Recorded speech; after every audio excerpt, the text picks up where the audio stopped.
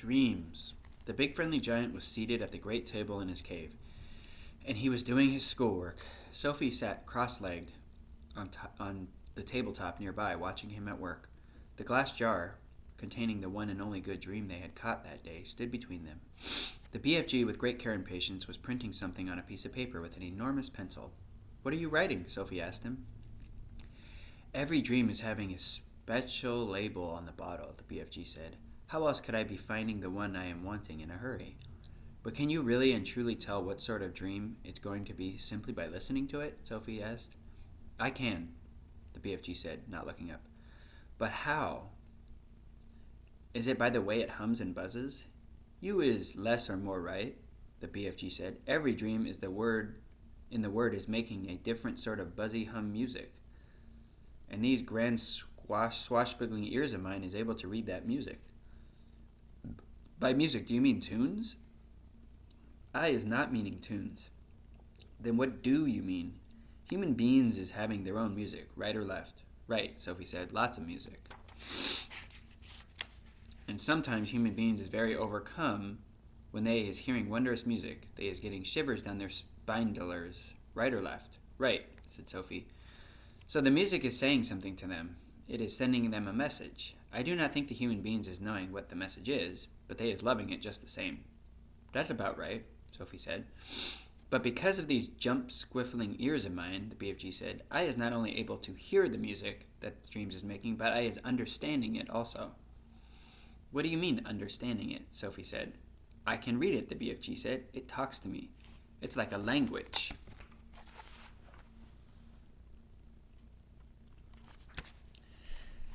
"I find that just a bit hard to believe," Sophie said.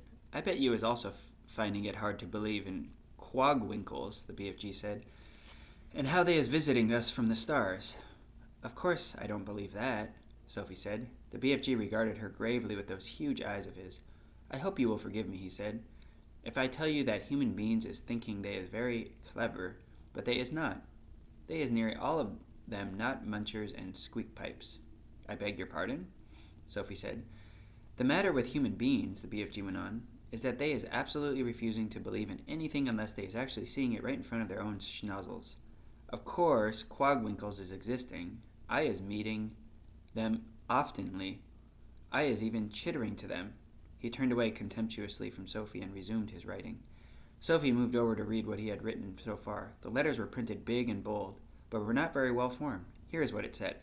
"This dream is about how I is saving my teacher from drowning. I is diving into the river from a high bridge, and I is dragging my teacher to the bank, and then I is giving him the kiss of death." "The kiss of what?" Sophie asked. The BFG stopped writing and raised his head slowly. His eyes rested on Sophie's face. "I is telling you once before," he said quietly, "that I is never having a chance to go to school. I is full of mistakes. They is not my fault. I do my best. You is a lovely little girl, but please remember that you is not exactly miss know everything yourself." "I'm sorry," Sophie said. "I really am. It is very rude of me to keep correcting you." The BFG gazed at her for a while longer. Then he bent his head again to slow his laborious writing. "Tell me honestly," Sophie said, "if you blew this dream into my bedroom when I was asleep, would I really and truly start dreaming about how I saved my teacher from drowning by diving off the bridge?" "More," the BFG said. "A lot more. But I cannot be squiggling the whole grop-flunkling dream onto a titchy bit of paper. Of course there is more." The BFG laid down his pencil and placed one massive ear close to the jar. For about 30 seconds he listened intently. "Yes," he said, nodding his great head solemnly up and down. "This dream is continuing very nice. It has a very dory-hunky ending." "How does it end?" Sophie said. "Please tell me."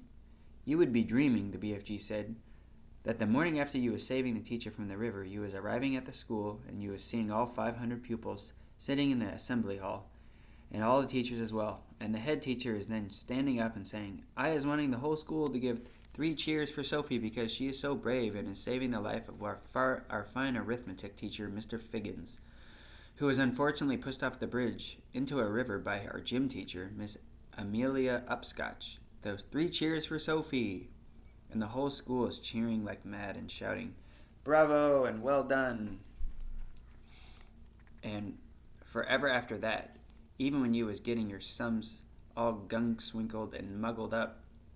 Mr. Finkins is always giving you 10 out of 10 and writing, "Good work, Sophie," in your exercise book. Then you was waking up. "I like that dream," Sophie said. "Of course you like it," the BFG said. "It is a fizz wizard." He licked the back of his label and stuck it on the jar. "I is usually writing a bit more than this on the labels," he said, "but you is watching me and making me jumpsy." "I'll go and sit somewhere else," Sophie said. "Don't go," he said. "Look at the jar carefully, and I think you will be seeing this dream."